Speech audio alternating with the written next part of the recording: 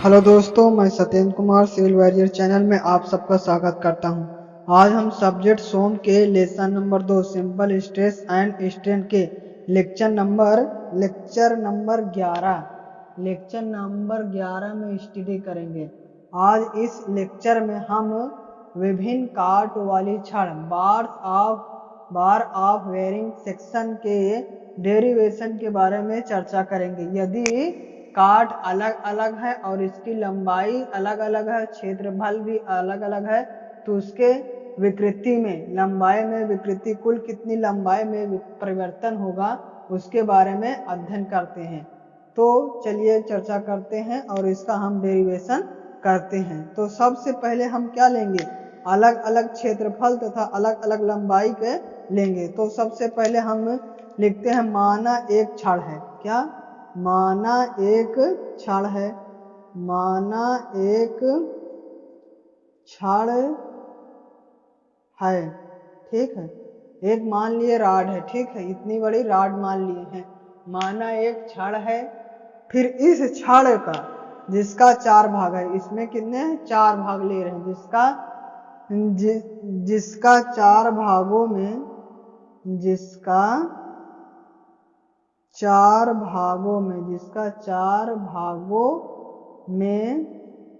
4 भागों में अलग अलग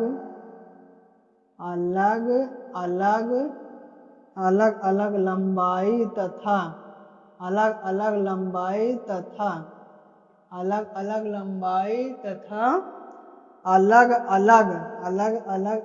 लंबाई तथा अलग अलग क्षेत्रफल हैं। अलग अलग क्षेत्रफल के हैं। अलग अलग क्षेत्र। माना प्रत्येक काट का क्षेत्रफल, माना प्रत्येक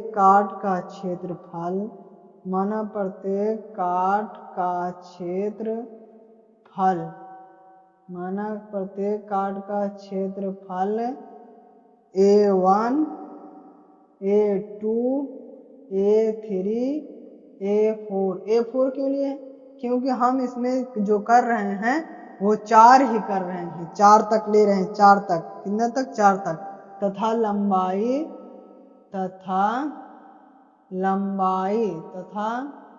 लंबाई डेल एल यानी डेल एल तथा डेल 2 और डेल 3 और डेल 4 है। डेल 4 है। तो अभी सिर्फ हम क्या लिख रहे हैं, सिर्फ क्या माने हैं वो लिख रहे हैं। सिर्फ हमने क्या क्या माना वही लिख रहे हैं। क्या कर रहे हैं? विभिन्न काट वाली छड़ बार ऑफ बेयरिंग सेक्शन का हम लंबाई में परिवर्तन कितना होगा उसका निकालेंगे। तो हमने क्या लिया, माना एक छड़ लिया, ठीक है, एक राड ले लिए जिसका 4 भागों में कितने 4 भागों में अलग अलग लंबाई तथा अलग अलग क्षेत्रफल है। माना प्रत्येक काट का क्षेत्रफल A1 A2 A3 A4 तथा लंबाई del L1 del 2 del 3 del 4 है, ठीक है। डेल 1 डेल 3 डेल 4, तो इसका लंबाई del L1 del 2 del 3 del 4 होगा। अब हम जानते हैं कुल लंबाई में परिवर्तन प्रत्येक काट की लंबाई में परिवर्तन के योग के बराबर होगा। सबसे इंपॉर्टेंट, वी नो दैट कुल लंबाई में परिवर्तन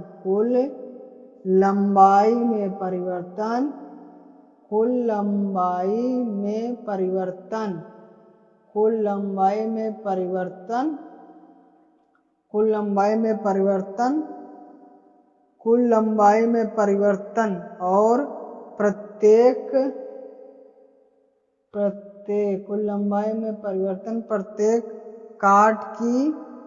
प्रत्येक काट की लंबाई में परिवर्तन के योग के बराबर।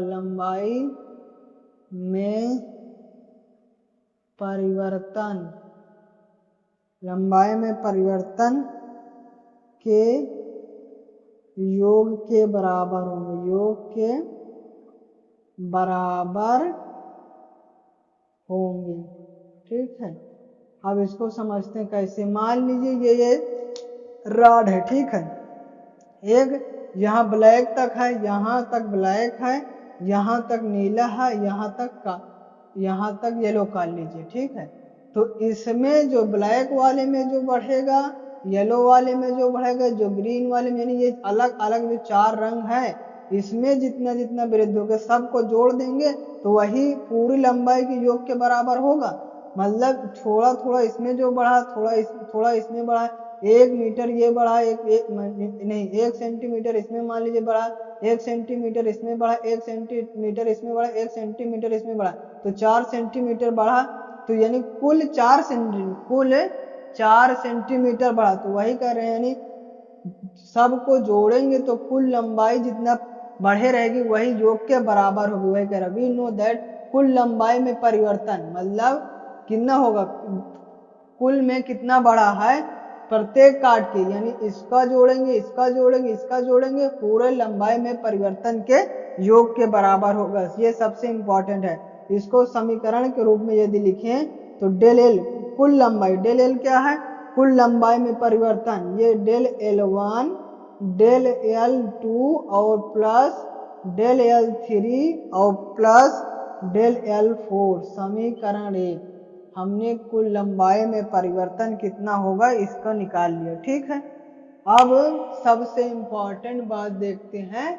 सबसे इंपॉर्टेंट यहाँ तक तो हो गया समीकरण, उम्मीद करते हैं आपको यहाँ तक समझ में आ गया। फिर यदि काट का क्षेत्रफल अलग है, यदि काट का क्षेत्रफल, यदि प्रत्येक काट का क्षेत्रफल, यदि प्रत्येक काट का क्षेत्रफल, काट का, यदि प्रत्येक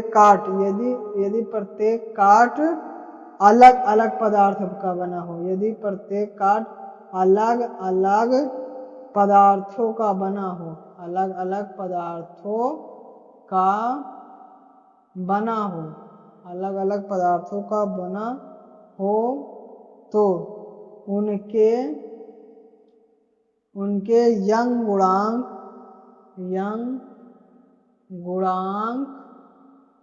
E1 E2 और E3 और E4 होंगे। ठीक है, होंगे, तो ये क्या है, इतना होंगे। तो अब हम इसको मेटते हैं क्योंकि जगह कम पड़ गया, पर यानी उनका यंग गुणांक कितना होगा, E1 E2 E3 होगा, E1 E2 E3 होगा। ठीक है, तो जब E1 E2 3 होगा तो अब हम जानते हैं किनका हुक का नियम, किनका हुक के नियम के अनुसार। अब अगले स्टेप पे है हुक के नियमानुसार, हुक के नियमानुसार। ठीक है, हुक के नियमानुसार बराबर क्या होता है, लंबाई में वृद्धि बराबर फल अपान AE। इसको याद करने की ट्रिक, फल अपान AE होगा, तो फल अपान AE।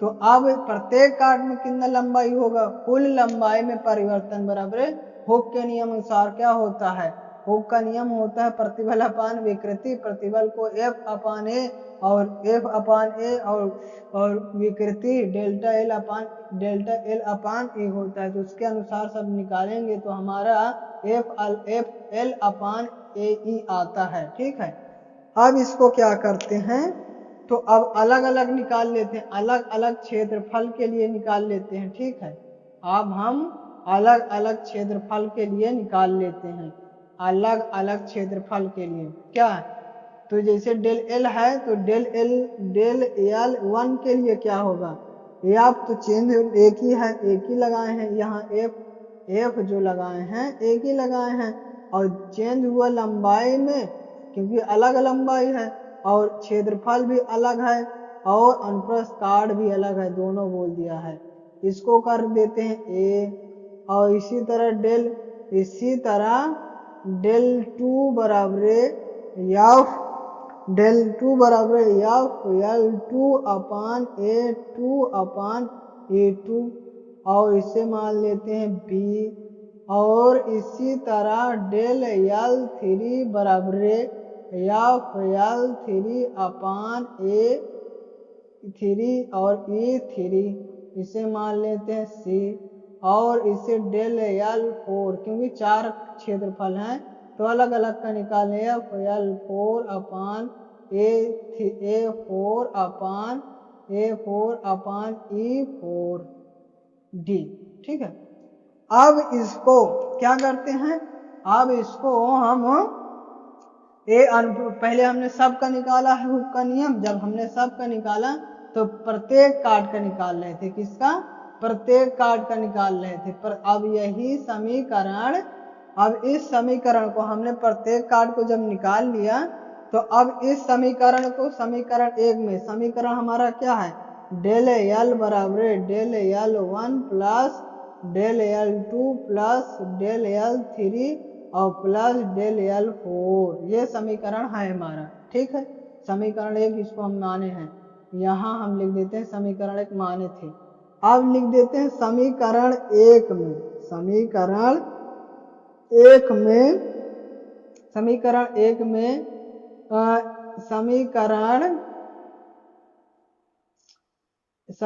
1 में A B C D का मान रखने का मान रखने पर ठीक है, तो समीकरण 1 ये है, समीकरण 1 में A B C D का मान रखने पर क्या हो जाएगा, डेल L बराबर एफ LA अपान E और E1। ठीक, एफ L2 बराबर A2 अपान E2 बराबर एफ L3 अपान A3 E3 plus F L4 अपान A4 अपान E4। उम्मीद करते हैं आपको समझ में, हम करेंगे कुछ नहीं करे हैं, ये समीकरण का मान अकेले रखे हैं बस। ठीक है, अब हम यहाँ देखते हैं एफ हमको कॉमन दिख रहा है, क्या, डेल L बराबर एफ कॉमन दिख रहा है। चलो जब L कॉमन दिख रहा है तो कॉमन ले लिए, E1 प्लस और L2 अपान A2 plus E2 plus L3 अपान A3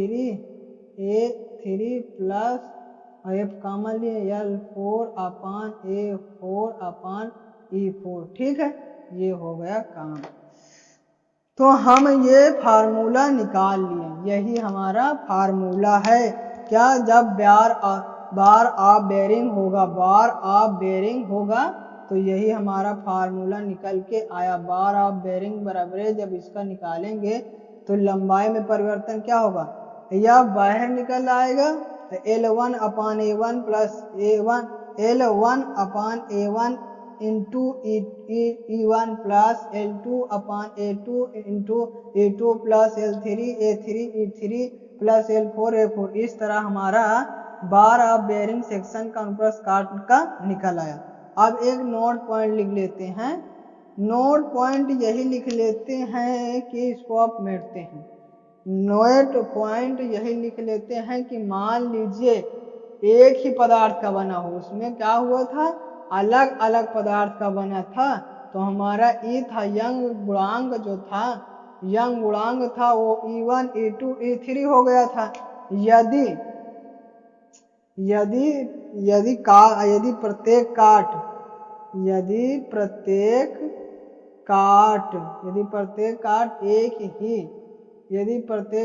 एक ही पदार्थ का बना हो, यदि प्रत्येक काट एक ही पदार्थ का बना हो तो क्या हो जाएगा, E1 बराबर E2 बराबर E3 और बराबर E4, सब का मान लेते हैं E। ठीक है, सब बराबर हमने E1 E2 E3 सब हमने मान लिया कि E है। ठीक है, क्यों हो जाएगा, क्योंकि एक ही पदार्थ का बना है, एक ही पदार्थ का मतलब है ये उसका यंग गुणांक समान होगा। ठीक है, तो अब इसके ये वाले हमारे जो मेन फार्मूला आया है इसमें क्या कर देंगे, डेल यल बराबरे सब ये एफ अपान ये कर लेते हैं L1 E1 और E, ठीक है, क्योंकि E1 बराबर रख सकते हैं और इसके A2 अपान E प्लस L3 A3 अपान E प्लस L4 अपान A4 अपान E, ठीक है, ये हो गया।